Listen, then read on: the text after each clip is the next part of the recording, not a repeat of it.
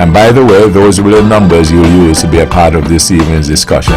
Thank you all again for joining us. This is your voice in the community, thought that get results. With regard to your participation in the show, we encourage you to call in on the numbers listed 1-869-469-1616 and or 1700. Here's a suggestion. You have a question or comment, perhaps you can get a pencil, piece of paper, write it down so that you're well organized, and when you get on the show, you take as little time as possible so we can accommodate as many of you as we can. We ask only, first of all, you respect yourselves and then respect others, because we will not accept anything we deem that's not within our broadcast standards, but we encourage you to always be forceful with your point. And also you can follow our YouTube channel and our Facebook channel at Von Radio for a live video stream of this show. Tonight, Conrad Nair Liebert, good evening. To your hard-working staff here at Von Radio, to my colleague Mr. Stanley, pleasant good evening, and to my friends in the international circle, of course, my brethren in Connecticut, pleasant good evening, my daughter in Toronto, and other friends also in Toronto. I would like to say good evening to you guys.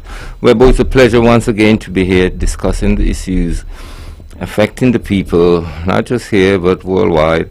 And Webbo, I must say, as we have realized that we're in the midst of a political season, a political campaign, and of course we are looking forward to the local elections coming up soon here on Ireland. So of course, Webbo, there's quite a lot of conversation about politics everywhere I go, about the past election, still very present in the people's mind, and in a kind of weird way, Webbo, this show less regards to the upcoming elections than the one that have gone by, and that's kind of surprising me at this point. But Webbo, I suppose things will change as we get closer to the time, and I do hope that the good conversations can continue, and of course out of that we can bring some solutions to the issues affecting the people. Webbo. Edric W. Stanley, good evening. Good evening, Webbo. Good evening to my fellow panelists. Good evening to the gracious people of Nevis. Good evening to the people of St. Kitts. Good evening to those who listen to us on the World Wide Web via Facebook and YouTube and throughout the Caribbean Basin. Webbo, of course, we are here this evening, and like I said, it's an obligation for me to be here to disseminate information. I don't get it right all the time, but at the same time, I tried my best to give you good information. So, without further ado, let me bring into sharp focus that Prime Minister Drew has a template with which to build from, or a barometer by which his administration would be measured, simply because we have had an administration in the past, or the last administration, which might have made some political blunder at the end of it all, or it has been brought down by political blindness on the part of many of the players. But at the same time, the current Prime Minister has an ordeal of most grievous kind ahead of us with reference to the continuation of the good governance agenda. At this juncture, I am going to say that it is critically important that he follows that barometer, that yardstick, that template that has been laid down by the former administration. St. Kitts and Nevis, we have our best days and years ahead of us. We, at this particular juncture, have been labeled as one of the, we are the 28th, as one of the best countries in the world. There are many, many countries, over 190 countries, maybe beyond that in terms of numbers. But if we rank number 28, it tells you that we are doing something phenomenal. This tiny dot in the crystal clear waters of the Caribbean can reach at that level of appreciation by world order, by world institutions. It tells you again we're doing something right. And therefore, I am not a secessionist. Let me repeat that categorically. I am not a secessionist. I don't subscribe to the notion that we can break up our country. And in this regard, I am sending out a clarion call to those people with the foresight, the wisdom, and ultimately the guidance to keep the ship of state on the right course. The framers of our Constitution were, and maybe still are, learned men and women who put together a document maybe just to satisfy a temporary hiccup in our destiny. Hence, we never followed through in terms of breaking up our great nation. Fortunately, the ship is being guided by administration after administration after administration. And when you were to, if you were to use a barometer to measure the progress that we have made over the many years from colonialism to the current state, we have done marvelously. We have done tremendously. And we have taken on the task of carrying this nation. Although the task has always been heavy,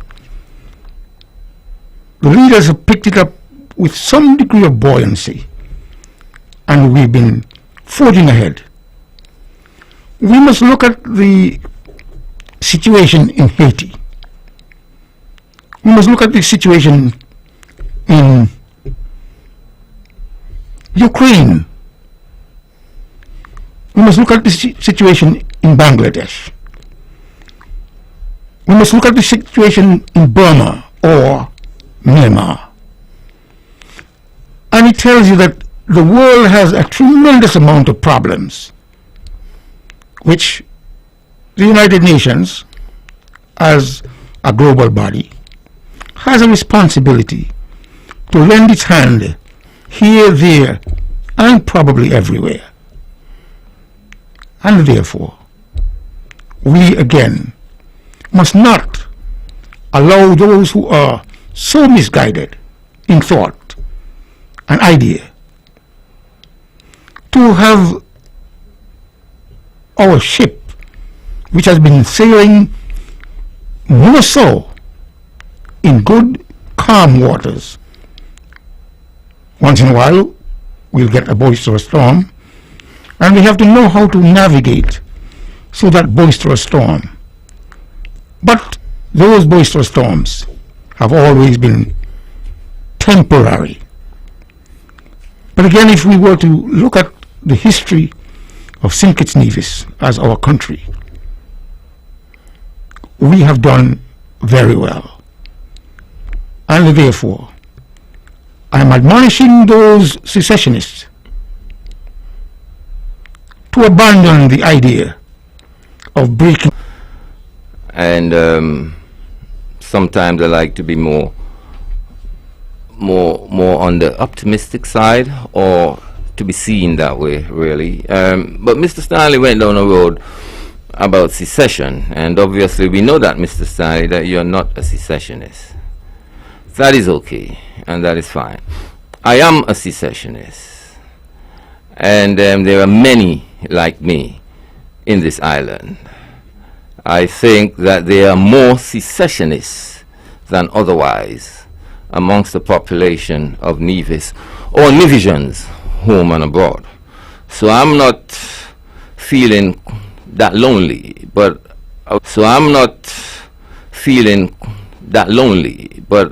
I would like to say that I felt quite lonely during the years of 2015 going forward, when I speak about secession.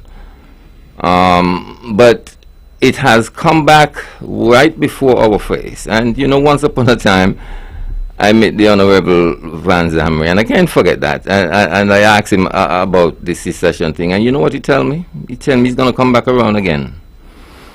And it was just a casual, passerby exchange. And here we are, in a sense. Secession seems to be staring us in our face. And if not secession, you can call it another word. But what it really means, the implication, is basically a political independence from St. Kitts. We being a country that can operate independently politically, and I wouldn't say economically, because we are all intertwined across the globe when it comes to economics, but politically separated from St. Kitts. That is not moving Nevis Peak from Nevis and putting it elsewhere. Dr. Daniel was not a magic man. He was not insane. He didn't sneak clause 113 to the back door somewhere and it find itself in the constitution of St. Kitts Nevis. It's been put there for a reason, and the other founders of the constitution allowed clause 113 to have its place in the constitution of St. Kitts Nevis because they know it was what Nevisians was on about. Nevisians see themselves being independent of St. Kitts, and that's the only way then we can realize our full potential and see the progress that we deserve as Nevisians. And so clause 113 did not appear there because of unfortunacy or default or anything. It was a well-construed arrangement amongst the founders and the writers of the Constitution that this short must be placed there so that Nevisians can get what they want, basically to be independent of St. Kitts and to chart a destination on their own. There's nothing wrong with that. There's nothing wrong with that. And up to today, we can still count on the majority of Nevisians that feel the same way going forward. And I'm sure we are talking about it now, tonight, because it's in the air. And people have met me, and they have said, well, congratulations, now you're speaking, what we want to hear. And I am saying, and I'm going to say it again, it is quite unfortunate that the leaders that we have today in the opposition and in the island administration seems to pay disregard to the notion of secession that was put forward and constitutionalized by someone who is closely attached to both of the political leaders in Nevis, meaning the leader of the opposition and the leader of the island administration. I am saying that that notion should be discussed It should be taken deeply and profoundly into consideration. You cannot simply put aside the aspiration of a people, and that is why Nivisians are unhappy politically. You know, Webbo, it's sad, and as I say, I hate to sound this way about Nevis, but the majority of people I've spoken to are unhappy politically, and I've been saying this since 2015.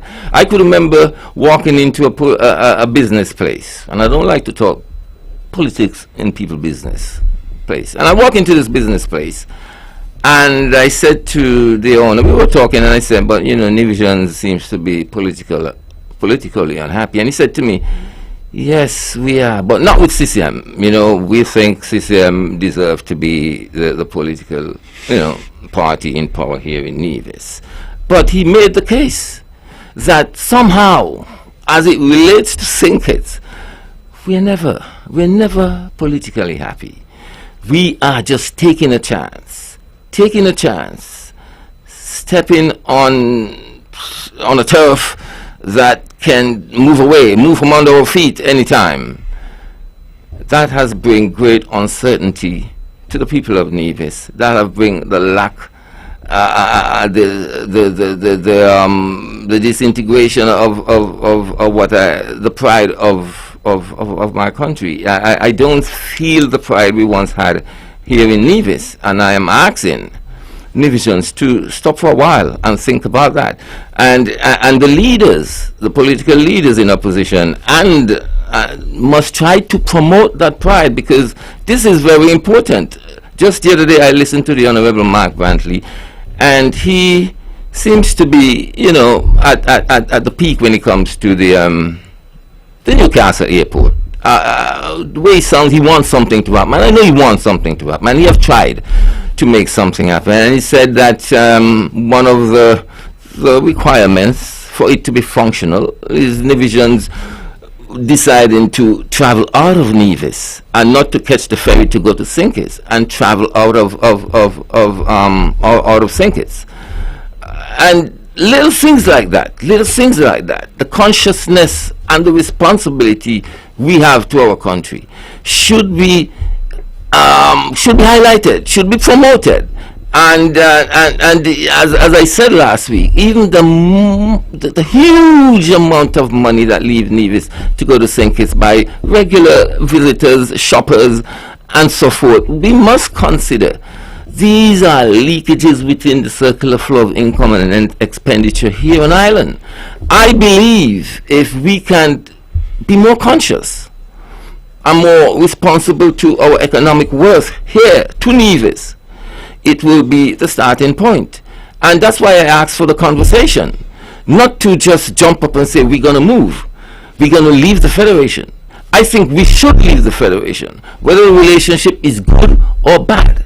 But we should give time. We should give time and great preparation, and mobilize the minds of the people and raise the consciousness of Nivisians to that heights that no opposition can say, oh, we're not going to do it, and be successful in deterring this freedom move that Nevis deserve. And so, Stanley, we are in opposite side when it comes to secession.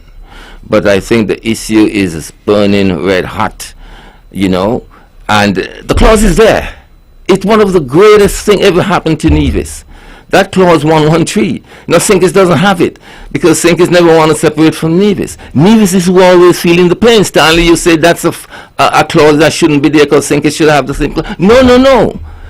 These people who put the clause there was well aware of what they were doing. Nevis is a suffering people in this union. And so it gives credence to our desire to move away from the Federation.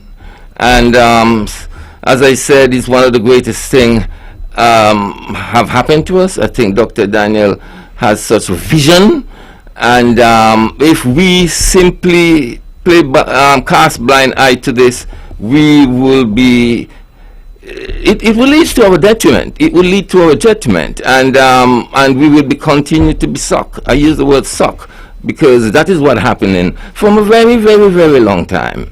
Sinkits continue to suck Nevis, and we cannot realize much economic growth because our people spend all of our money in Sinkits.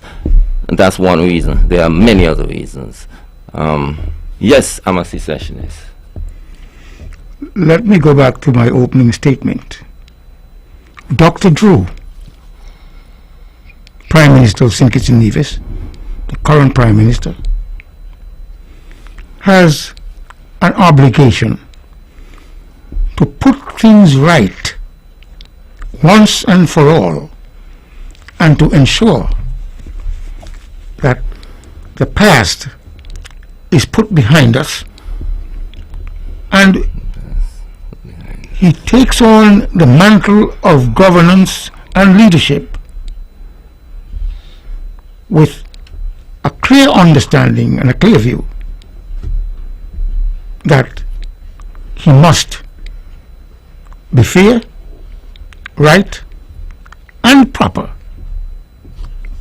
And as a result, he will go down in history as one of the great leaders of St. Kitts Nevis when his tenure ends.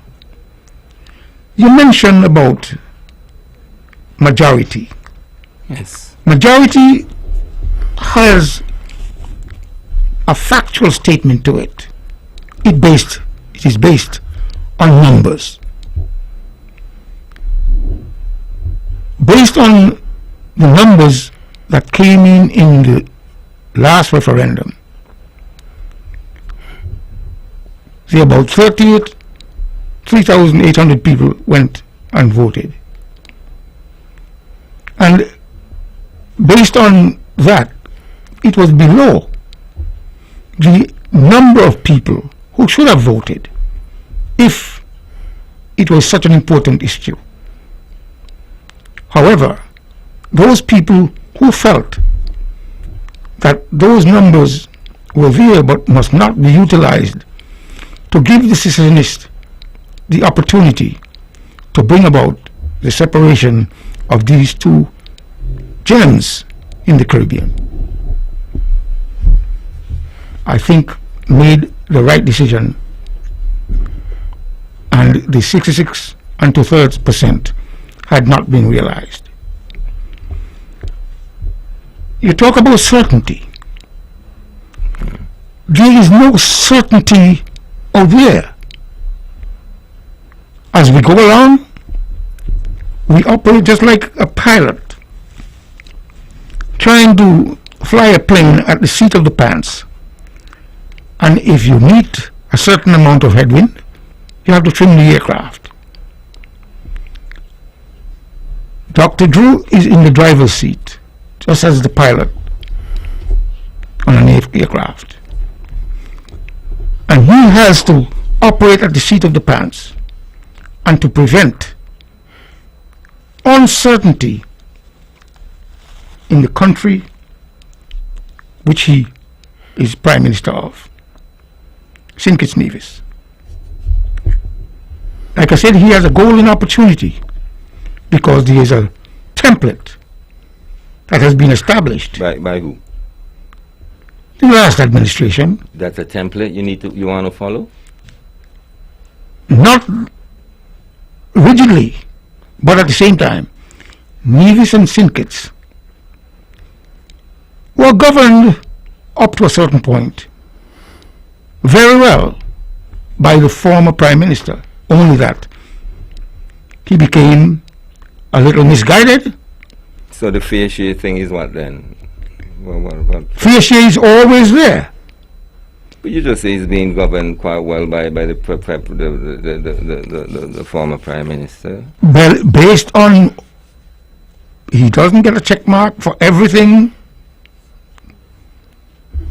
He gets an X, or he got an X, meaning wrong, for certain things. And based on how Nevis and St. Kitts arrived at the critical juncture up and through the end of his administration, something went awry. for which not a check mark, but an X to say you had gone down the wrong road. And again, let us look at the critical words you used. Certainty. And let me bring another a case that I mentioned earlier. Haiti, in point. Haiti was the first country in the Western Hemisphere to gain its independence, I believe. Yeah. They're still suffering to find and to have continuity in the country. Look at the madness that is occurring in Haiti. Yeah, but people are... Mr. Stanley, what does Haiti have to do with the quest of divisions as it relates to secession? What does Haiti and what goes on? Haiti got its independence 1807. St. Kitts Nevis got their independence 1983. Much more than 100 years after, it sounds like. I mean, I just cannot see the nexus between what you're saying and the St. Kitts Nevis situation. Well, what I'm trying to bring to the fore is the governance or lack thereof. You don't think nobody in Nevis can govern Nevis? They can run Nevis? That's what you're saying? No, not at all. Not at all. You don't think no one in Nevis can be a good leader for Nevis? Not at all. The late Vance Amory. Boy, I'm disappointed in you. And the late... And I hope all Nevisians are listening, Mr. Stanley. The late Vance Amory was a good leader.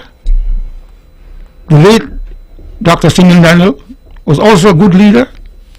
But you can't find a good leader for Nevis in St. Kitts, right? But you cannot find a good leader for Nevis in Nevis. Is that what you're saying? Don't confuse the issue.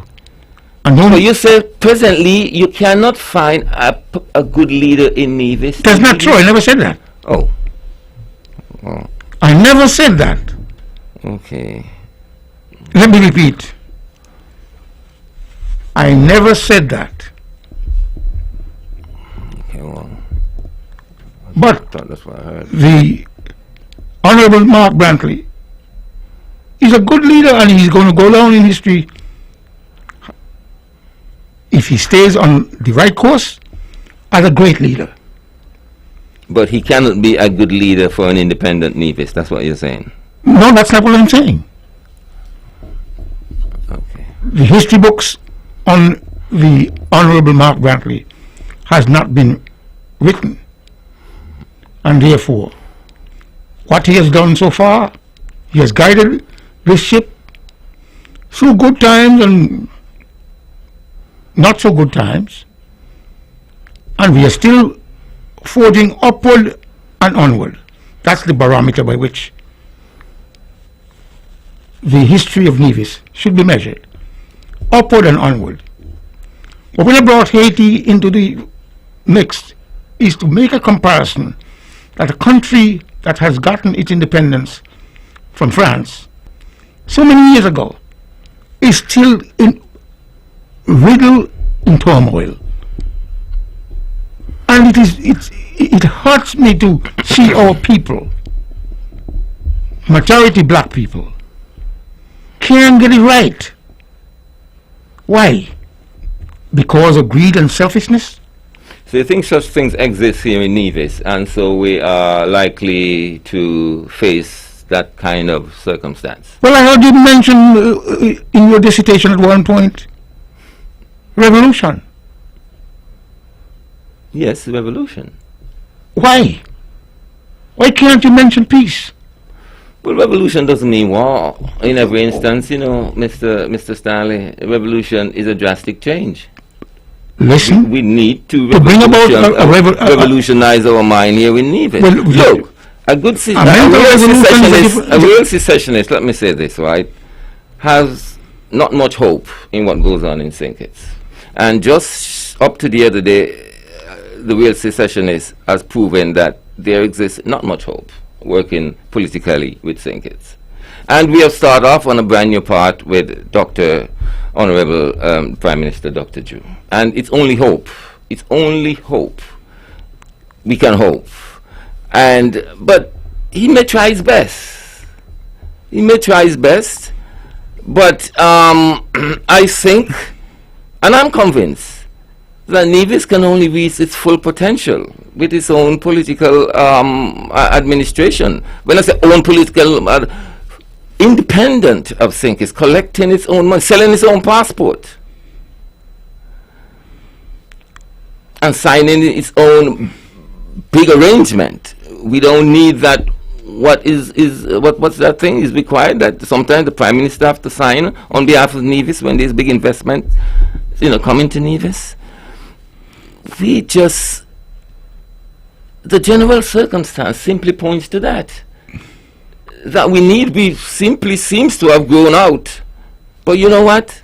Because we seem to have lost focus, seems like some people are willing to sacrifice Nevis for their personal egos. We have not dealt with the issue of preparation. We have not dealt with the issue of moving Nevis and its people's mind in a direction of independence. And so we are still there, back there somewhere, but we shouldn't have been there. And as I said, they have lost focus. They have lost, regardless of the relationship.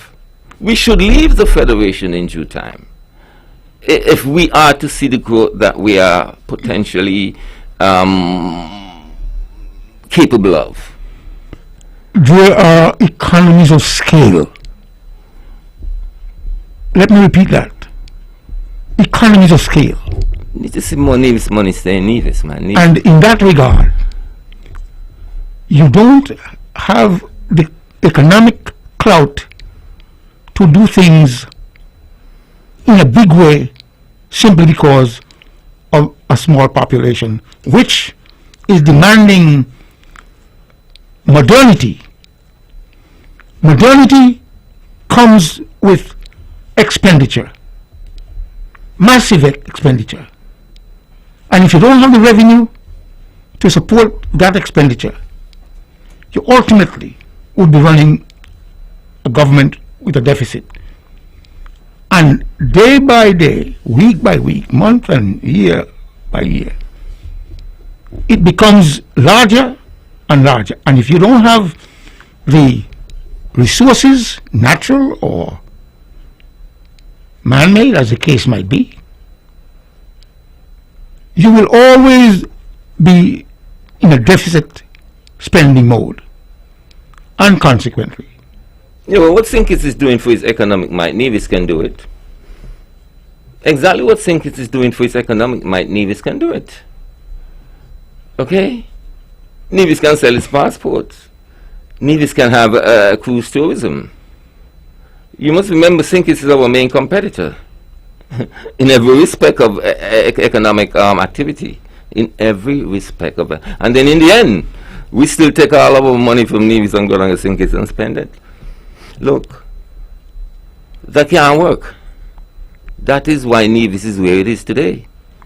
And for those who are fearful in approaching a change, then they are doomed. Let me ask you a pointed question. To repeat this fair share and Sinkis in treating us bad going forward for a long time. Remember, it starts a long time ago. Let me ask 1880 something. Let me ask you a question. Nevis has been the inferior one in the Union. Even the colonials treat Nevis that way. Let me ask you a pointed question. It was more a fertile place, and so it's us. We have become educated enough. We have become. We have risen to this extent where there is something called pride, and that is why I like Mr. Hamley. I was surprised that he went down to Sinkis in the last show we were in, because I think he was a very proud individual, very proud, and he carried that Nevision pride with him. You have to be pragmatic. And well, whatever pragmatic means in that sense, it meant, but it was something of something to see Mr. Hamley working with the Honourable Prime Minister in the last era of his of his political life here in the Federation. Whatever went wrong, went wrong. But it was not something that we could have simply swallowed without discomfort. Let me ask you a pointed question. Do you think we're better off now than we were 10 years ago, 15 years, 20 years ago? No. In what sense? Economically? Socially? No. Politically? Not at all. So, we are upward and forward going. We are going, but we're going. And We are therefore- increasing. We would want to increase at an increasing rate, Mr. Stanley. I cannot say we are doing that at this point. We are increasing at, to me, a decreasing rate, because Nevis have gotten smaller since I got on the dealing with this unity thing. You know, Nevis have gotten smaller. Nevisians have now decided to use Sinkits as their backyard and their front porch. You know, and that is what I'm talking about. The consummation of Nevis by Sinkits. And we got to look at that. Mark and the other lady have to look at that. I mean, inspiring leaders I'm talking about, brother. Do you have the statistics to prove what you're saying in terms of Nevis being consumed by Sinkits? Do you have the statistics? No, I didn't do a survey, Mr. Stanley, and the leaders. can't come No, don't tell me I can't come with that. Don't tell me I come. There's boats that leave Nevis every day, every hour. 99.5% of these people is Nevisians, and 99.5% time they leave here with the packet full and come back with the packet empty. So, and you know that as well. You know that. Did they get something in exchange for what? For the money that they have? Yeah, well, so what we. I'm just saying to we you. here can provide that. Look, until That service or that commodity we here in Nevis can produce. That is it. You see, Nevis sometimes feel like they're in a safe zone. You know, you're home with daddy and mommy. You're in a safe zone. You can make it if you go out, but you're still in a safe zone. And the lazy set of people just decide to stay in the safe zone and see no progress, absolutely no progress. You know, and so we are here. It's time to really move out. look, It is time to move out because daddy and mommy don't want us no more. That is the message being sent in the last election. The Christians don't want us no more. No disrespect. I'm not saying they dislike us or we should dislike them. But politically, they wanted a government without the Nevisians. And they have got a government without the Nevisians. I don't know why I have to repeat this all the time. That is so clear. let me ask you another pointed question. So, what do you think is going to happen now that they've got a government without Nevisians? Well, Using my opening statement with Dr. Drew, not being focused on governance in the right way, in a fair way, in a practical way. What do you think our position is now that Sinkit has its own government? without Nevis, well, Nevis is back where it was back then. We hope for better relations, and we hope that, you know, the issue of we getting what is ours would be, the problem would be solved. We are just hoping, and nothing is wrong with that. Nothing is wrong with that. But I'm not confident that even though they give us what our fair share is, I'm talking about something that Nevis once had, a pride of their own. And I think that it is within the hands of the leadership to restore that pride and it's gone. I don't have no hope much, okay, of Nevis being politically united with Sinkits, that we would see a better day. I don't share that hope. Well, let me just say this. We have to prepare ourselves to have sustainable development.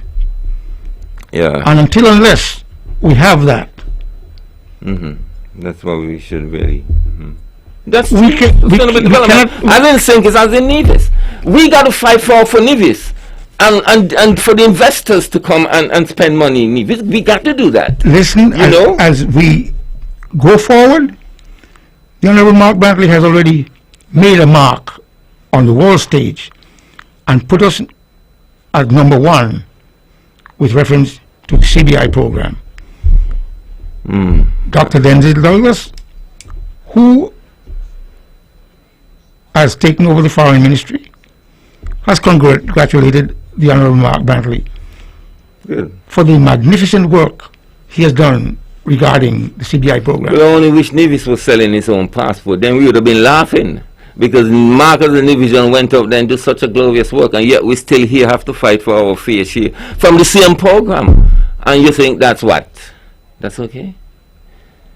Look, that potential that he exhibited out there and get all this thing happening, we should have feel the repercussion of that here in Nevis. We should have been getting the ripples of that.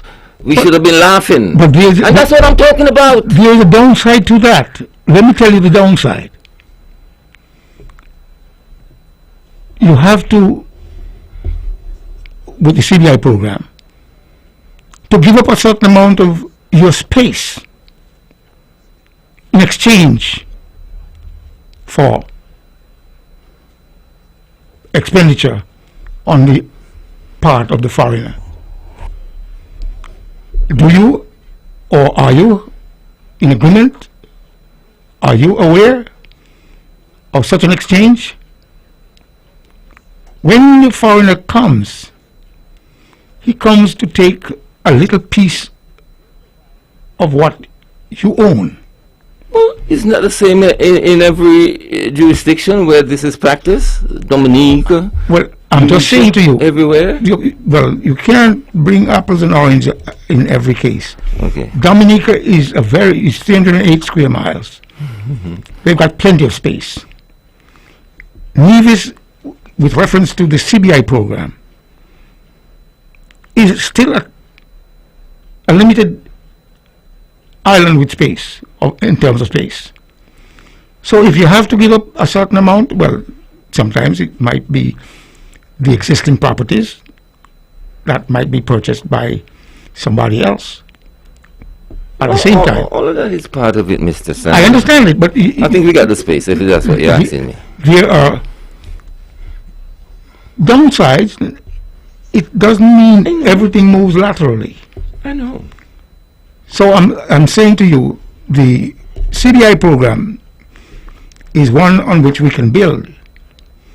But then we have to have other sustainable development. Yes. Yes. The movie industry, I recognize this afternoon that there are people, the film crew that's one is on the waterfront. Good. Think it's done usurp some of it too, but Well, it's okay. We are one country. At the same time, we have to continue the march upward and forward with reference to the building of our country collectively in a unified manner, and we share what we get. We would like that. We would like that. But when we see one country running off so fast, so far left the other, and the other just seems to be like a plastic bag losing air, in a sense that we don't see much activity, but the people find itself on their porch, which is Bastia, and in the backyard, which is the countryside of St. Kitts, spending all their money down there and time. It's a problem. Well, again, That's a problem. put it squarely in the realm of Dr. Drew's governance. And he cannot go down the path of the last administration. It's labor, you know. Do you know it's labor we're dealing with? And Dr. Drew is one individual. And he's not answerable unto himself. He's the leader of a political party. Well, Okay?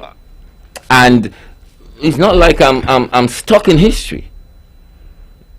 But Nevis and Labour have a long and winding, at times troublesome history. Okay? And so let us not be so gullible. Okay? And self-assuring, almost masturbating. You know? No. I would like you to, next time around, to bring me some statistics to indicate where we are, where we want to go, and how we must get there. The leaders who did not go forward with the secession issue, in my view, must be commended. Like who? You're talking about? The Honorable Sim Daniel, the Honorable Van Zamri. I mean, he tried, but maybe the Honorable Joseph Parry saw No. the. You know, it's Joseph Parry took Nevis back to Sinkins, and I always tell you guys, he seems to be the most powerful politician, because he is the one who took Nevis. He don't want to hear nothing about secession, and so he got this strong alliance with the political party and forced the CCM to do the same, and then we all find ourselves back in Sinkins. He, Mr. Honorable Joseph Parry, a man whom I've got a lot of respect for, okay, he is the one who, I think, put Nevis back in Sinkins' hands. Look, the former Prime Minister, Dr. Denzel Douglas, sent his CMO, Dr. Patrick Martin, at my place and asked me, the question was, how did I think the secession is going to play out? I tell him, tell the Prime Minister, rest assured, it's not going to happen. And simply because I just believe, based on what I see currently happening in St. Kitts and Nevis, that our better days are ahead of us, economically, socially, and politically. In this regard, I say, let us not give the United Nations any more work to do. Why? By putting out all these discontented people around the world in those nations I mentioned, Ukraine, Do you Haiti. see Nevisians as politically happy people, Yes, contented? Yes. As it relates to the union with St. Kitts, do you see Nevisians? Let me ask the question. the again. majority. Do you see Nevisians are politically happy as it relates to the political union with St. Kitts? The majority. Yes. You have statistics to back that? It played out in the last election. I mean, the last referendum. There were How could it play out in the last referendum and we get 63%? 63% of how much? 63% of how much? There were 3,800 people went out and voted. When you look at, I'm not aware of that. I'm giving you some numbers.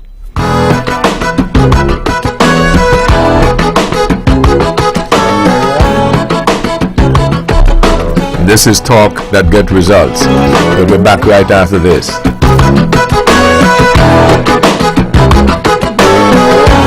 With all the power from the tower, this is the powerhouse of the Eastern Caribbean, VON Radio, from the Federation of St. Kitts and Nevis. Builder's Paradise is offering a large variety of floor and wall tiles at very competitive prices. Builder's Paradise has over 2 million pieces in stock, lots of different styles to choose from. Whether you're renovating or tiling a new house, Builder's Paradise has what you need. Wow! Oh, and remember, we're open all day Saturday to serve you better. This is something that you can't refuse. Visit Builder's Paradise today at the C.A. Paul Southwell Industrial Site in St. Kitts or call them at 466-4938.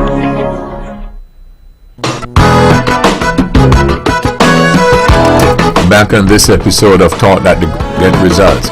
Edric W. Stanley, Conrad Naya Liber, your phone calls on 1-869-469-1616 and or 1700. You want to weigh in and the content so far, you can call now. But I also wanted to put something on the table as well. Let me just go to an announcement that Premier Brantley made today, and then we can go on the flip side of that. The good people at NEVLEC are telling us that if we can give them $1.75 million per month, and the actual surcharge remains on or about 77 cents per kilowatt hour, that they can reduce with that subsidy the fuel surcharge for residential customers to zero. And so that is what we propose to do. So we would expect that the fuel surcharge removal that we're speaking about here will kick in the month of September. We propose to maintain a cap on the fuel surcharge at 65 cents for our commercial users, so that the TDCs, the Hosfords, the Rams, the other commercial persons, we will cap it at 65 cents. That is where it is now, and it has been since the month of June. Problem was that our domestic users, the mom and pops all around here, a single mother, she was also paying the fuel surcharge capped at 65 cents. Back in 2005, the fuel surcharge was never intended to apply to the domestic user, only the commercial user. So what we are seeking to do now is to reset. And so we have come up with a plan to eliminate the fuel surcharge for domestic users. We propose ultimately to eliminate the fuel surcharge for everyone. But in this first step, we will eliminate the fuel surcharge for residential customers only. The NIA will provide an additional $500,000 per month to NEVLEC. That will take, therefore, our payment for this subsidy per month to a total of $1.75 million. Okay, so I just wanted to bring that to the table, and you heard the announcement direct. Naya. Good, Webbo. I'm sure that brings a lot of good vibes to people. It's a global thing where every leader are trying to, in every way, to combat this inflation thing. I think it's a great gesture by the island administration. From the figures presented, it looks as if they have already been subsidizing NIVLEC, because he said they will be providing $500,000 per month, and that would take our subsidy up to $1.75 million per month to NIVLEC. That's a good thing. I congratulate the island administration on that, because as I said, globally, every leader is trying to actually find ways and means to really soften the impact of this inflation, this hardship that arises from the war and everything else. And so it would mean good. It would mean good, lowering the prices, and we hope that can attract even possibly investors to come by. Even though he said that at this point, the commercial users would remain, but they would be capped, and that's very important too. It would be capped. That means doesn't matter how global price go up after the end of this month, then the commercial users would not be affected beyond. Is it did it say 65% or 6 something? But I do understand the move, positive and highly welcome, Webbo, by the population. Well, I concur with the statement I made and the Honorable Mark Brantley made in terms of the reduction or elimination of the mom and pop's surcharge in terms of fuel. So it is inevitable that a certain amount of relief is brought to bear for the consumer, the non-commercial consumers, and therefore I'm certain that they would find some measure of happiness with that statement and with that bold action by the Nevis Island administration with reference to the subsidy. So, Webbo, I give the Honourable Bradley some check marks regarding pluses regarding that move on his administration or by his administration. No doubt the administration decided to undertake some of the weight, and that's a very good thing. Of course, that money have to come from somewhere. To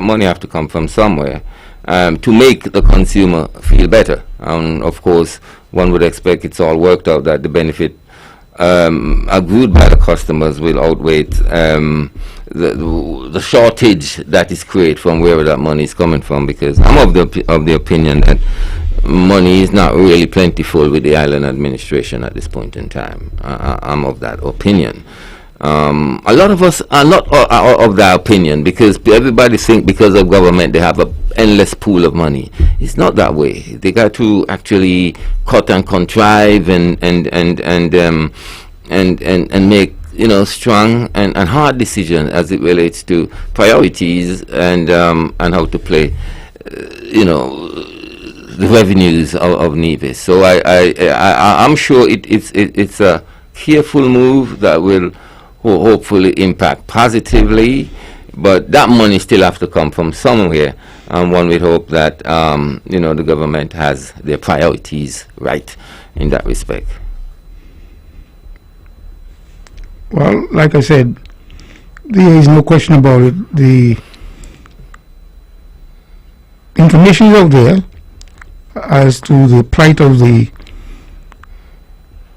private consumer. And there are electricians who feel for some reason that the government has not been doing enough for the average private consumer. They have looked at some of the buildings that are owned by government, and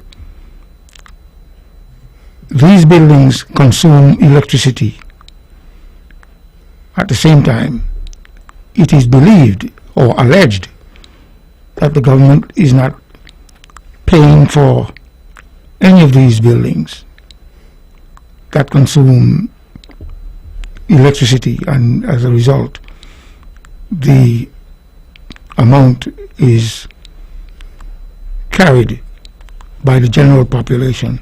But luckily, the private individuals, private homes, the mom and pops, as the Premier said, would be relieved based on the current practice due to be implemented by the administration. Hello.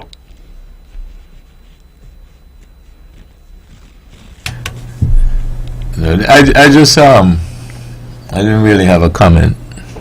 I just found it we cannot forget the fact that's a good thing. It's a good thing for the island administration. There's an upcoming election. That's a good thing for the people. People would be smiling about that. It can be seen as a political gesture, but I think there's humanity in it as well, and one was expecting some move by the administration to help reduce the impact of this inflation. I am also looking for even more gestures going forward. What kind of gestures are there any gestures that you would see that you will not describe as a political gesture because you're in politics? Yes. So all your gestures wouldn't fit under politics? Well, when I say that in this climate, it carries a little different connotations. I probably won't be the only one who would say this. Right. But it's as I said, it doesn't carry that amount of weight. I think there's humanity. Right, but at the forefront of it as well. Right, but The reason why I ask that is because you always hear the discussion or the accusation, and it is not germane to any one party or administration. Yeah. I've done this thing for a number of seasons, and sometimes if you have a term which is estimated to last 5 years, for instance, and you have a government that is in power, Yeah. and 2 years in, out, the opposition is getting ready, and whatever that government does for the next 2 years could be described or will be described under the heading that you just named as political gestures. So that is the background on which I asked you the question. Yes. So, you know, this last election that we had, right? Everything that a government probably will do, the opposition will say, well, they're just playing politics, or because election is coming, Yes. or whatever the case may be. Yeah. So, to solve those problems, I'm wondering if we can propose something to avoid something being a political gesture. You make a rule that says, if you have a 5-year term, you only can do gestures in the first year. You think that will work? Well, to be honest, something done in the first and second year is lightly seen that way. But coming closer to the election, more, you know, that won't really work with. So that's what I'm saying, Naya. So therefore, what you do, you pass maybe a law that if you have a 5-year term, you can only do things in the first 2 years. That won't work, sir. Well, then, work with me then and explain to me. So what? So what? I mean, we are commenting on the general state of people's mind and thinking Oh, sometimes. okay. So in other words, I must appreciate that it will be said. Yes, sir. But as to whether there is a lot of merit, that's another It's debate. another issue. Okay. Fine, thanks. All right, I got you. You take it to the right point, Webbo. Exactly. Okay. Well, again, I am trying to get through to Naya and maybe to the listening audience that based on the fact that navies and syndicates are on the global conveyor belt, and certain institutions, global institutions, are looking at us as a destiny, a destination that is appreciable. It is very likely that we will have an influx of people coming from other parts of the world, and with that influx they're going to bring their money. With that influx they want to have a comfortable life based on what they have seen and based on what they have read and heard, as the case might be, and wherever they are their money will be. And in that regard I'm hoping that when they come they'll bring plenty money, and we will have the revenue that can propel St. Kitts and Nevis not only as the 28th nation, best nation in the world with reference to natural beauty, as the case might be, but from where that parameter stands to number one. We have racked up a few number ones just recently because we are told, based on rankings, that our passport is number one in the world. Plus. I don't know where how far that thing to reach into people's bosom but our passport is number one in the world. You know, it doesn't take much before that passport is seriously affected and becomes not one that's probably not even counted. I mean, we're out on a limb with that, and we better protect it very carefully and sincerely. Okay, because we rely on the money so much from the sale of the passport, yet it's so fragile out there, you know, and so that we should probably our passport is the number one passport. Is that still? Currently. Based on what? Currently. Based on what? Based on the management, based on the marketing, based on the ambience, based on the natural beauty of St. Kitts Nevis. Okay. And you go, so somewhere along the line. It's good to hear that. Somewhere along the line. But I'm not really convinced in any somewhere along the line, serious way. they have to now couple that with something else to make it more attractive. Maybe those people who would come. Let's take this call. Good evening. Thank you for holding. Good evening, Webber. Good evening, Mr. Stanley, and good evening, Mr. Dyer. Yes. Naya, sorry. Yeah. Hey, Naya. Hey. The passport is the number one in the Caribbean right now. Dominica is number two. Okay. Listen, Dominica are going to build a whole airport. They're going to start an airport now. They're going to buy the land from the people them out of CBI money. Okay. Dominica, you're going to finish in 2026. An international airport. 2,000. The runway going to be 2,000 feet, as I know they say. Yeah. Right? I listened to them. Meters, And meters, 2,000 meters. Yes, sir. Yeah. Listen, the secession thing, right? No, secession? Yeah, with navies. To go on their own, right? Naya, is a lot of things you got to study before you make the kind of a notion there, you know, Naya. You want me to tell you why? Otherwise, we got to end up like Haiti. Stanley, right? We got to end up like Haiti.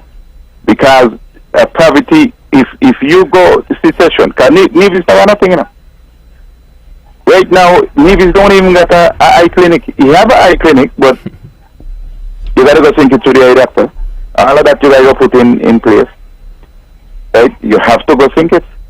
And you're happy about that? And think it's people also come up here to do business too. So don't just think a Nevis one go down and not you say they go down with that's a serious imbalance. Don't even come here who come up here to do business. And people from Nevis working in St. Kitts and people from St. Kitts working in Nevis. They catch a boat every morning. They go back now in the afternoon. I know a couple people do that. So therefore, caller, I could ask you a question?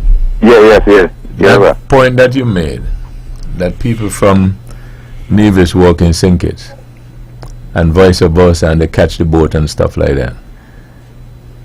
That point is strengthening what? That Nevis can survive on its own? No, I mean not say Nevis can't survive on its own. Walk with me. That's what I'm asking. The point, the illustration that you give, I'm asking you, it is in support of what point? Because you said, yeah. Watch, Naya said that the Nevis people go down with a pocket full, right?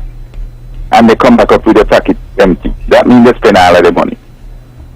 That's the way me say, right? That means they spend all of the money, so they come back up broke then. Okay, so you're just supporting the point that it happens both ways? Yeah, it happens both ways. Okay, all right, I'm just asking.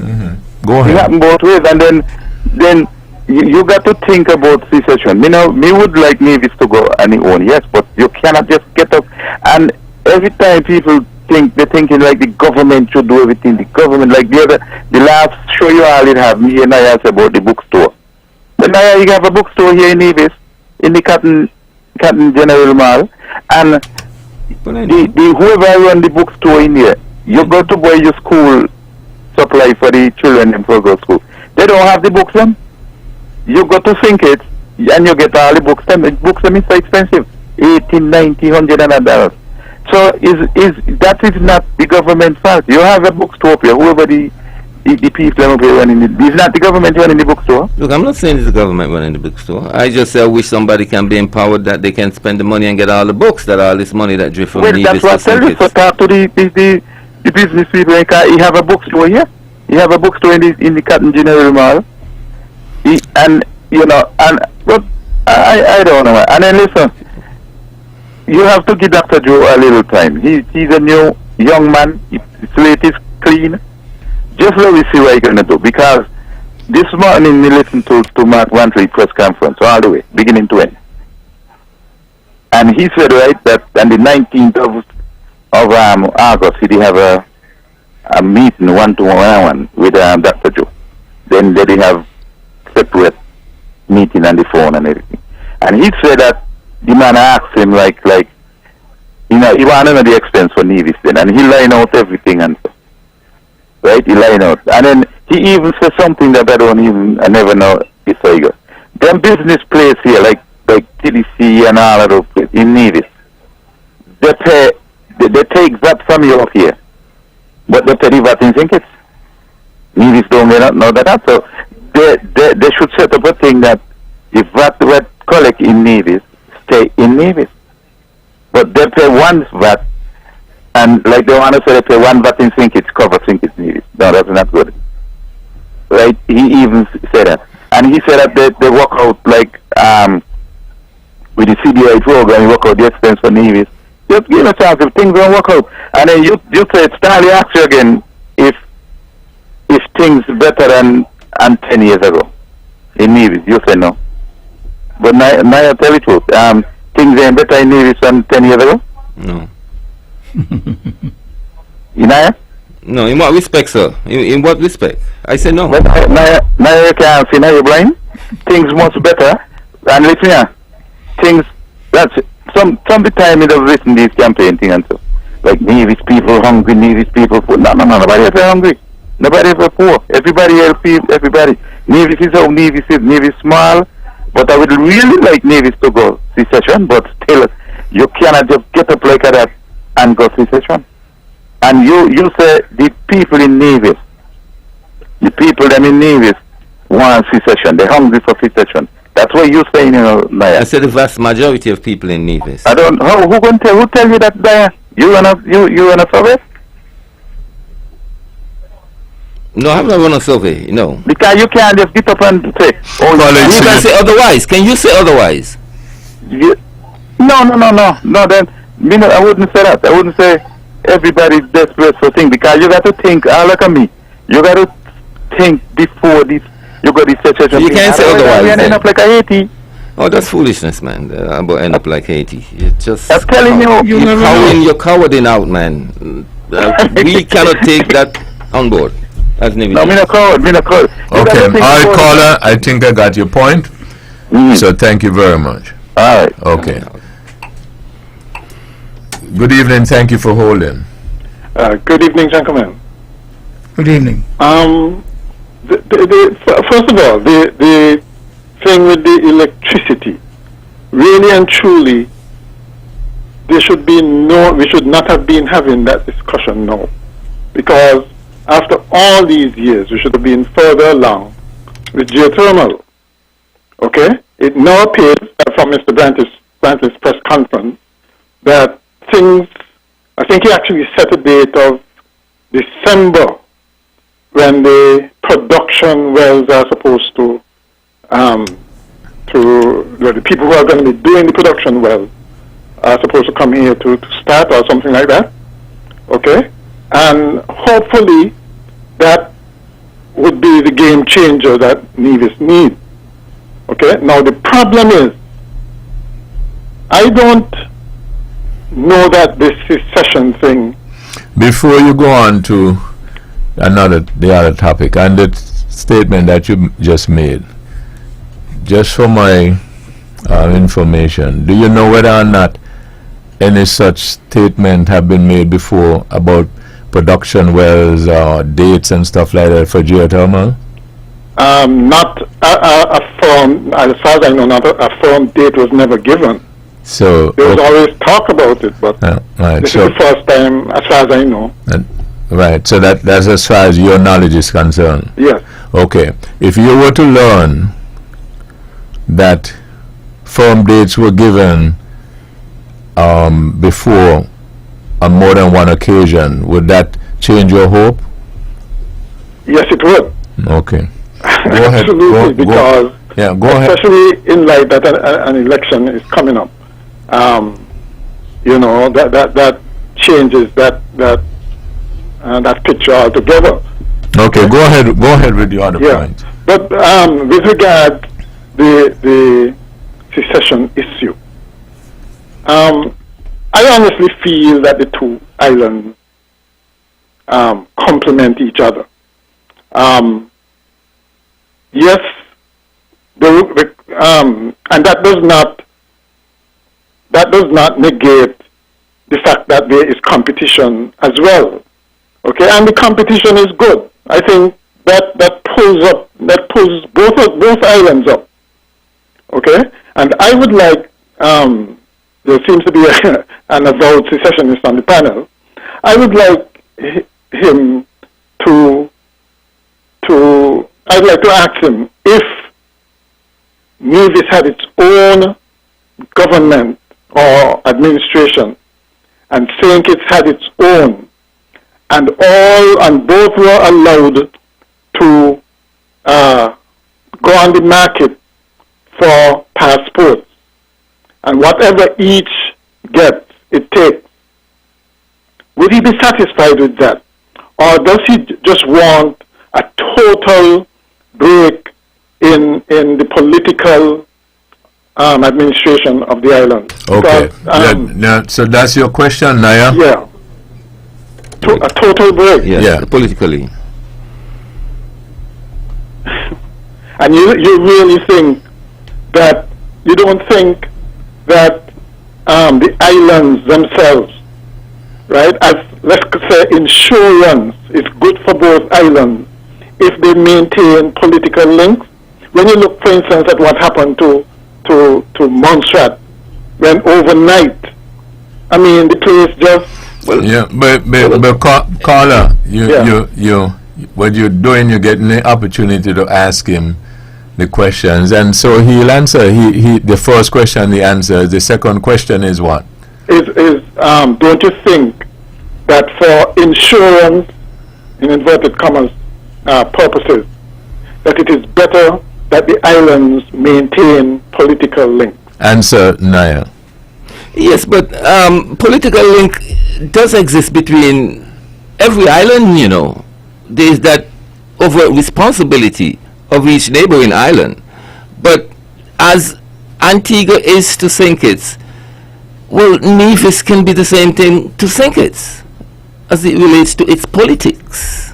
No, it's not. It's a totally different system. We don't have to use passports when we go to Nevis and vice versa. No, but we have to do that with Antigua.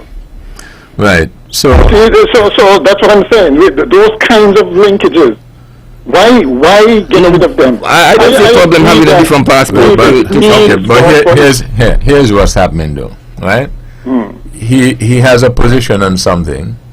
You ask him a couple of questions. He gives you his position, and you gave him yours. Correct? Yeah. Okay. So we got it. But I just wanted him to explain why the need for such a drastic separation. If something in between or some compromise could not have been reached, why does Nevis see its identity as totally separate? Well, it looks like we've in a way waiting in for things to happen, and it looks like it's been a kind of wait in vain kind of situation. And we realize when we decide to wait, we wait 10, 15 years, you know, and to see nothing happen. And so I think it's time that we strengthen our hands here and strengthen our people. Okay. One last question, Webbo. Yes. You mentioned that you did not see Nevis as progressing over the last whatever number of years. They've gone backward. No, I'm not saying it's gone back. As progressive as it could have been. Well, okay, but everybody, you can say that about practically every country, right? If the circumstances were different, right? But you don't see any difference in standard of living, for instance, between Kittitians and Nevisians, do you? Isn't that the classic indicator for a marginalized or a disadvantaged people? And you definitely don't see that in between St. Kitts and Nevis. In fact, some may say the standard of living in Nevis. Well, that has been always said. Higher. Yeah, that has been always said. Okay. That has been always said. So I don't know if that. All right. Okay, thank you. Now go ahead. Well, that has been always said. So I'm not sure if that's sufficient to pacify we over here in Nevis. There's other, of course, variables that contribute to that fact. But the issues remain that we've been treated unfairly for too long. Good evening. Thank you for holding. Hello, good evening, Webbo. Yes. Good evening, Mr. Stanley. Good evening, Naya. Yes, sir. Good evening. And my reason for calling is to address you, Mr. Stanley. You know, you and I roll. I tell you how I see it. And this is my problem. There are some innocent kids who feel Nevisians are lazy, and they've said that much. And Mr. Stanley, your whole discourse this evening has been playing into that. I'm very disappointed. I think, although I wouldn't readily jump to Niall's position, I would favor Niall's position rather than yours. Thank you. If it's not broken, don't fix it. And I gave Naya some numbers with reference to the referendum. Mr. Stanley, you are playing the hand of a coward. No. Yes, Well, okay, you are playing the hand of a coward. Nevisians are not coward. Nevisians are not lazy either. Every time Nevisians Nevisians are not lazy either. Okay, why don't we do this? We get their Caller, yes, caller, finish up, and then Mr. Stanley, you can respond. Yes, yes, sir. Every time Nevisians mention the secession clause, Kittitians listen up.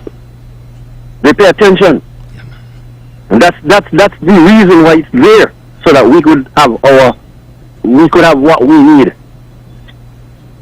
I've been listening to the Prime Minister, and his words do not match his actions.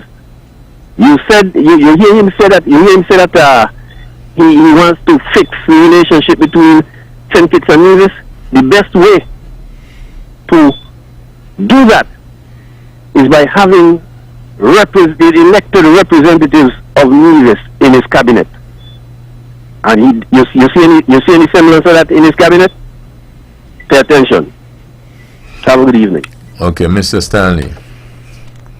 If it's not broken, there's no reason for it to be fixed.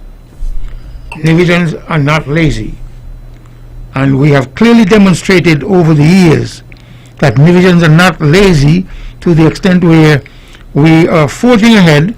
And as the last caller mentioned, that from his vantage point, he could clearly state that the standard of living in Nevis is higher than that in St. Kitts, which means that Nevisians don't stand idly by and allow grass to grow under their feet.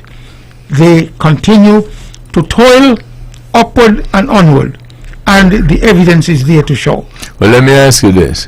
Why you think the standard in Nevis, as you say, is higher than the standard in St. Kitts?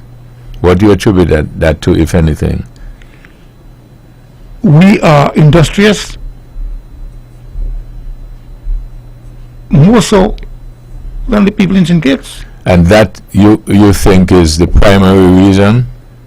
Primary reason. Once you're not lazy, right, you'll achieve. Right, but you think that you only achieve that standard and have that will to be industrious and not lazy because you're tied to St. Kitts? No. Okay, but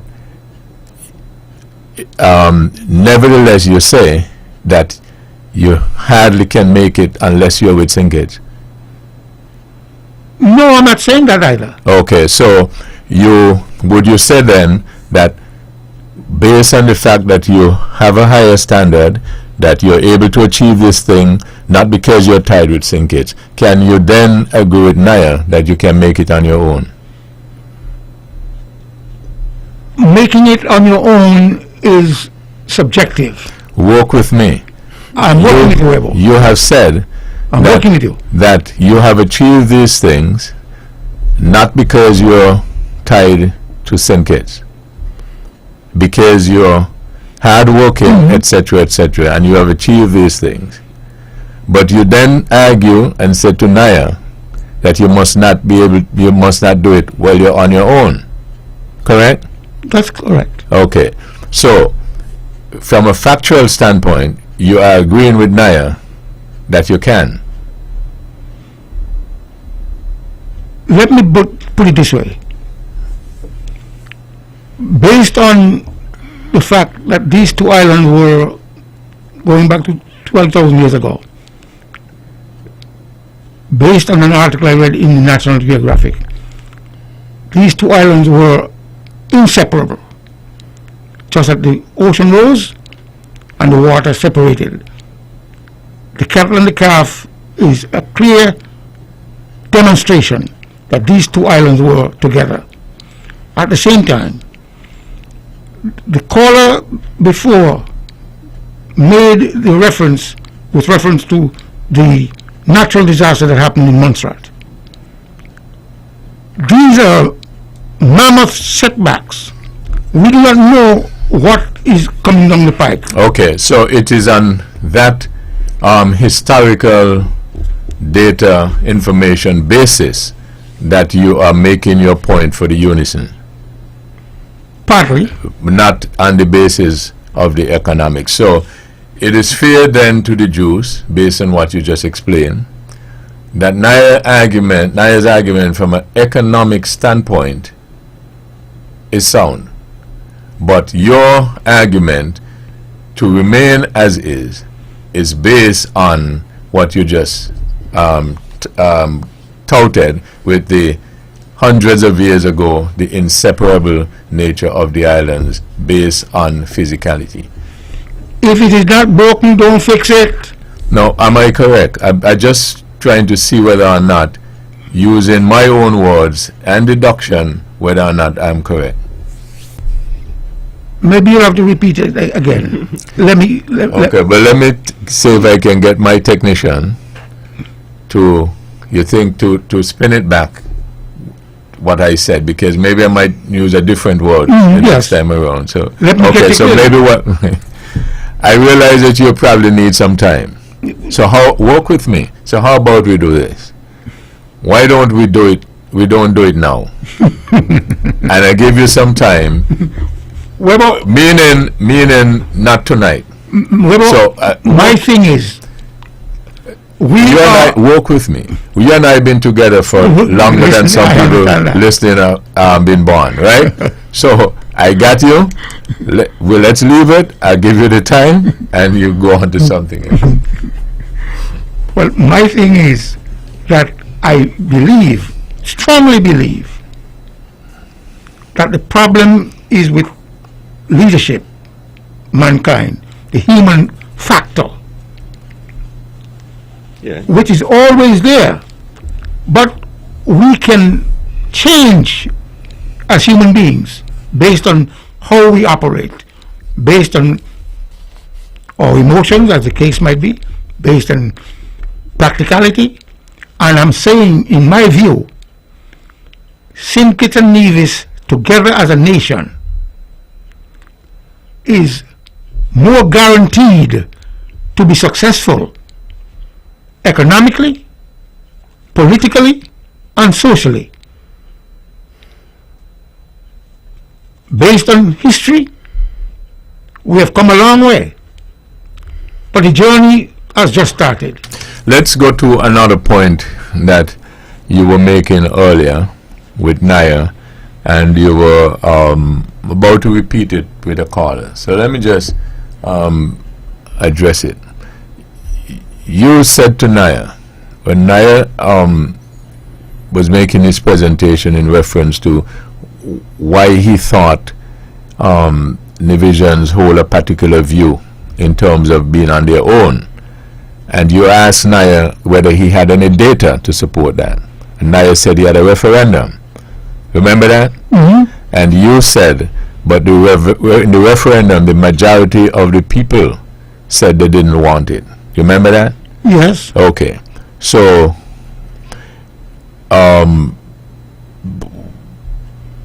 what do you mean by that? The fact that the majority of the people, based on what the Constitution says, 66 and 2/3% must vote, and they did not get that threshold, they didn't reach to that threshold, and consequently the referendum failed. And therefore I put, based on numbers,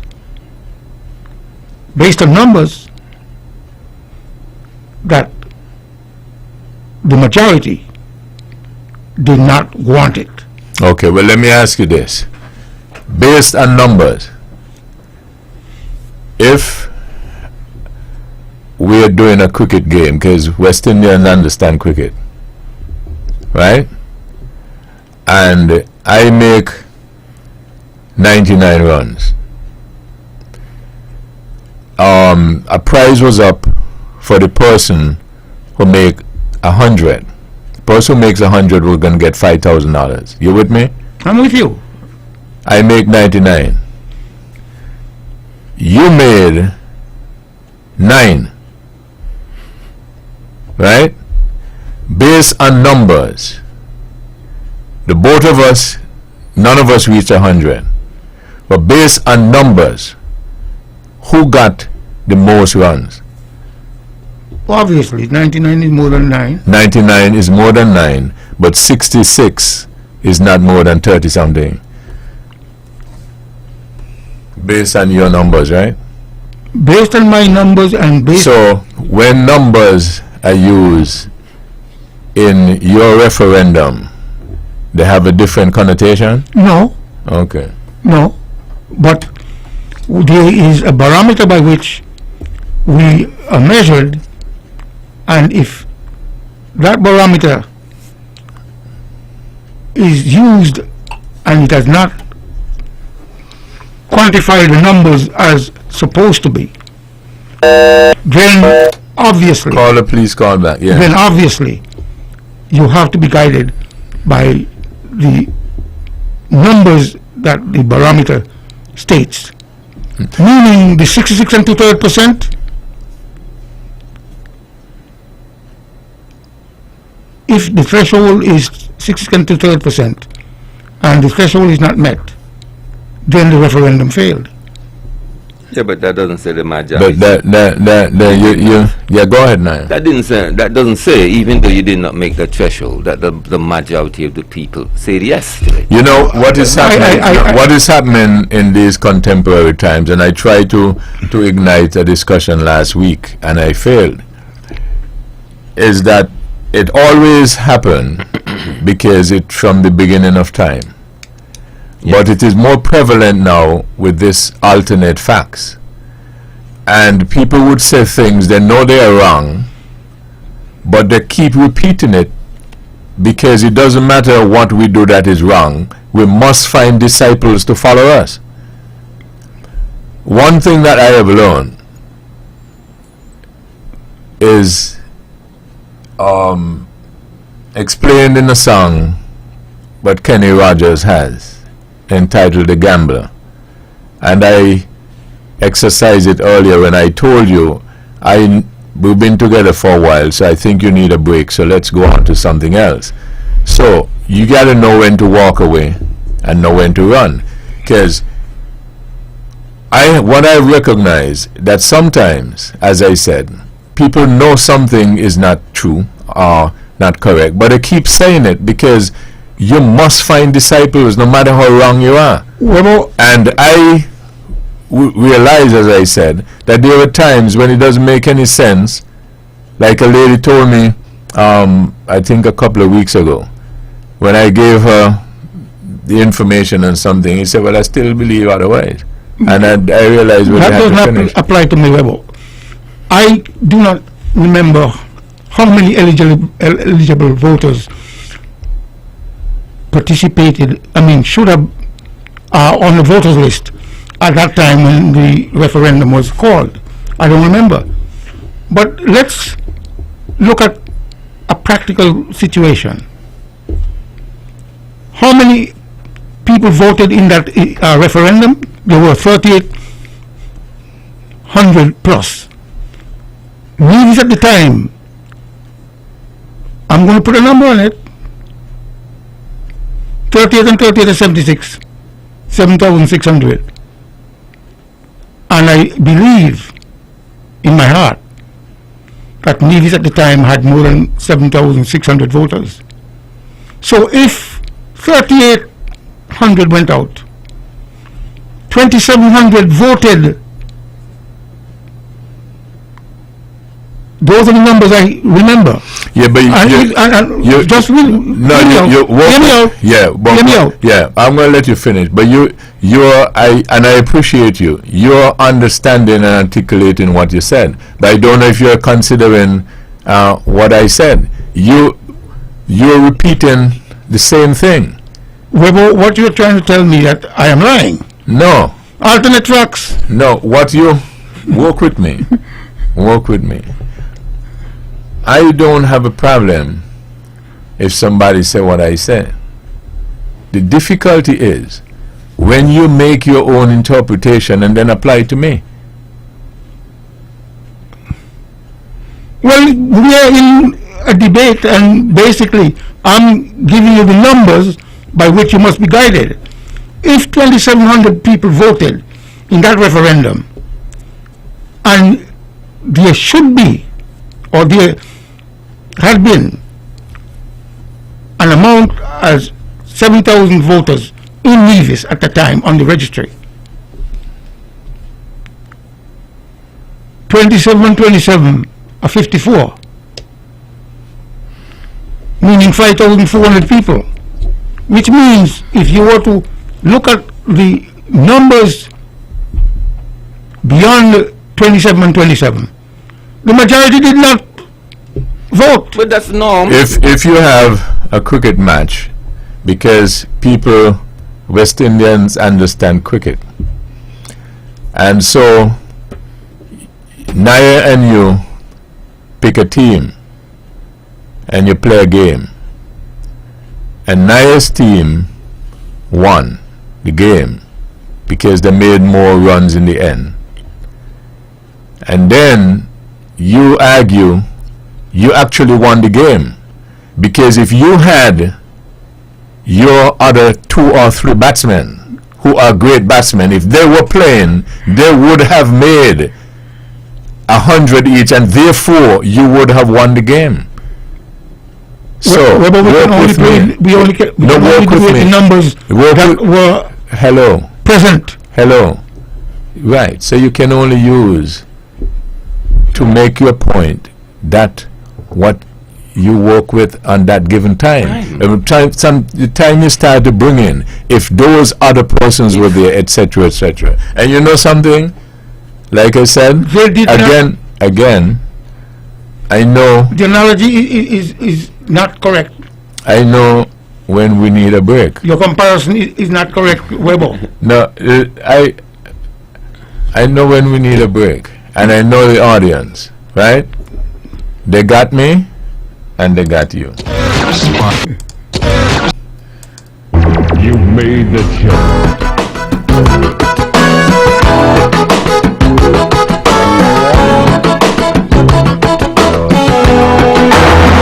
You're listening to Vaughn Radio from the Federation of St. Kitts Nevis.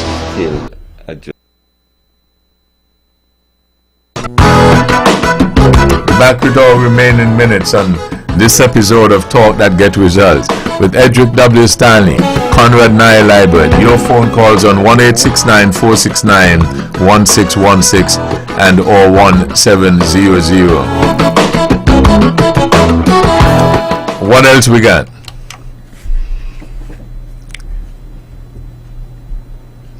The local elections, when are we expecting it, Naya? In October, Webbo. I am expecting it in October. I don't see why it should be it should go beyond October. There is no much of a reason, really. I think unless the government want to complete something to, you know, to show some other reasons or whatever. But I don't see. I find between now and December is a good time, and next month is a perfect time, and November. I particularly don't really see no disadvantage or advantage about dates at this point in time as it relates to the local election. I could be very you know, I heard somebody mention a point. Of course, it is not within our laws, I think, and our construct.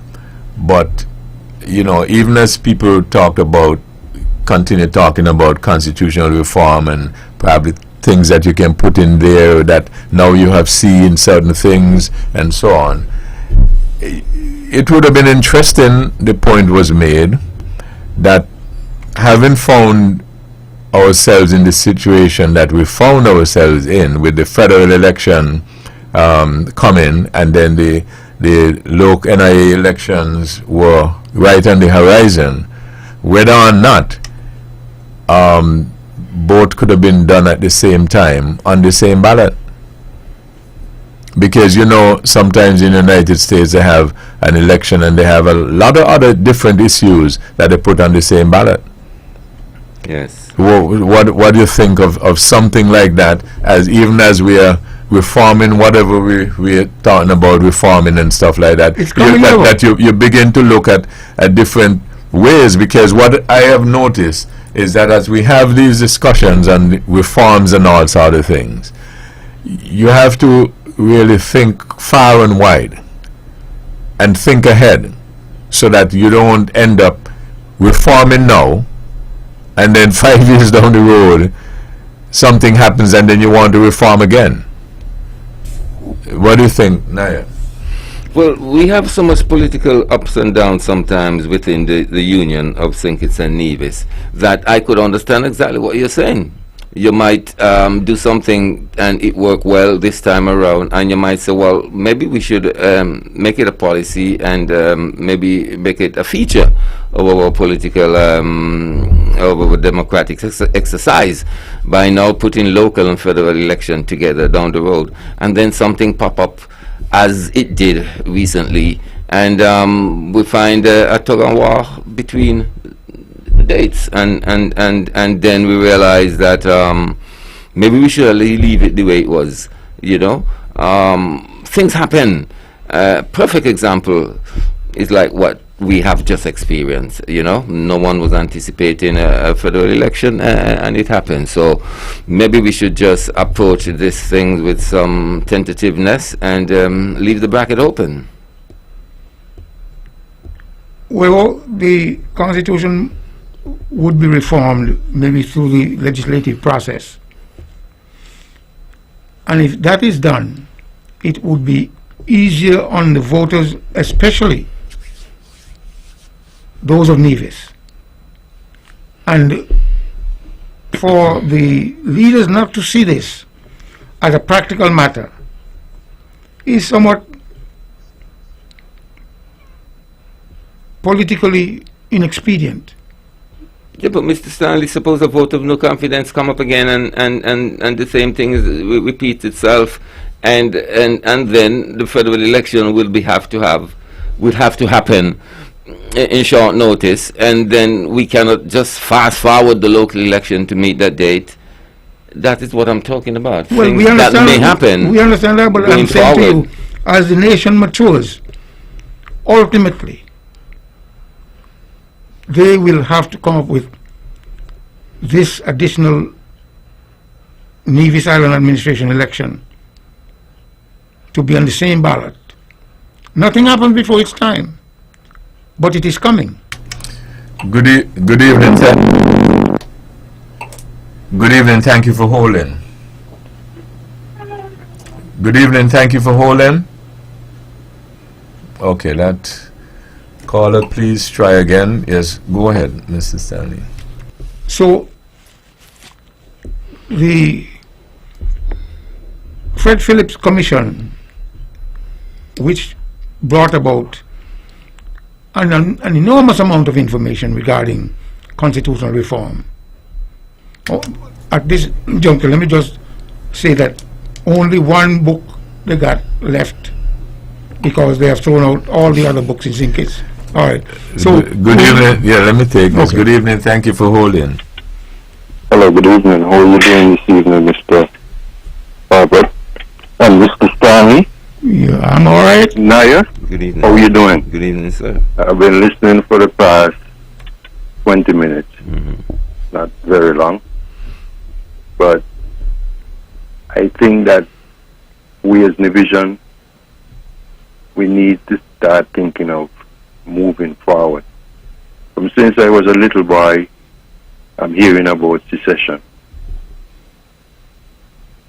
But if you take a look, we are still in neutral. Nothing has changed. On the other hand, we had invested in an airport to make a longer strip for planes, which we don't use. So I'm wondering, where's the leadership in terms of what we are doing? It seems as though we are saying one thing and we are doing something else. If we want to separate from Zinkits, we need to put things in place. We need jobs. In the past 3 years, I haven't heard of any new fluctuation of jobs. Let's say maybe 200 people get hired by maybe a hotel, something like that. We need things, and we need to get away from the difference of fighting individually between parties, between NRP and CCM. The leaders need to think about the people more. What is best for the people? What would Ken Nevis forward? If we pick you as a leader, as a captain of a team, you are the leader. You're supposed to make those decisions. What's best for Nevis? We have tried holding hands with Zinkits for years and years and years, from since I was a little boy. It's not working. We need to make another move. So Naya, I agree with you. I haven't seen much in Nevis that happened over the past. It's like we're in neutral, you know. So I'm asking, when will we see that change? Okay. Martin. I'm not calling you name. I'm just asking. I'm just trying to find out, because I'm looking. I live in Nevis for a period of years, and when I look at the whole situation, I see the same thing.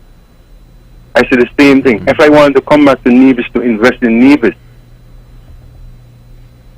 I need to see things happening. If I want to fly to Nevis today, I gotta go to Zinkits, and we're talking about seceding from Zinkits, which we won't have things in place. The leaders need to be able to come together, both parties, people, the community. We need to sit down and look at Nevis, because we're not moving. We're just like we're in neutral. We're not making that step. As I tell you, I as a little boy growing up, I'm hearing about Zinkits and Nevis, the problem we had, the problem with Bratcher, the problem with this. And we're still going back the same way. Okay, caller. To make a step. Anyhow, Yeah, we got all the best. Yes. And good evening. I was just listening to the program, so I just needed to call in and Okay, we appreciate it. Thank you. Input. Yes. Okay, thank All you. right, all the best. All right. Naya, yes, you wanted to say something. Not really, Webbo. I just Okay, wanna thank you. Edric. Well, like I said, we have to begin to put things in place to guarantee sustainability of the Nivision people and the Nivision country if we're going to go forward. And You need to begin to put things in place that, contrary to the eloquent statement and report that you made earlier, isn't it not? I did say we have to bring about some No, but, sustainable development. yeah, but you made an eloquent statement in terms of how great we are, didn't you? Sure, we that doesn't mean we're not great. Yeah, I'm just checking. Doesn't mean that we're not great. But we could be greater if we put in the sustainable development, and we could still go forward together as a nation. Okay. Now, caller, you have a half a minute. Go ahead. Hello? You caller. Hello. You have to listen to the phone. Yes. You have a half a minute. Yes, I'm listening. Yes, you have a half a minute. Go ahead. Okay. I just wanted to clarify. Yes. You caller, you have to listen to the phone. You're listening to. Every time this argument comes up.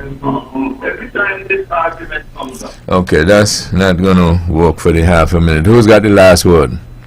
Webbo, like I said, I am very proud of the nation to which I was born in, and as a result, I would like to see improvements, and the improvements are there.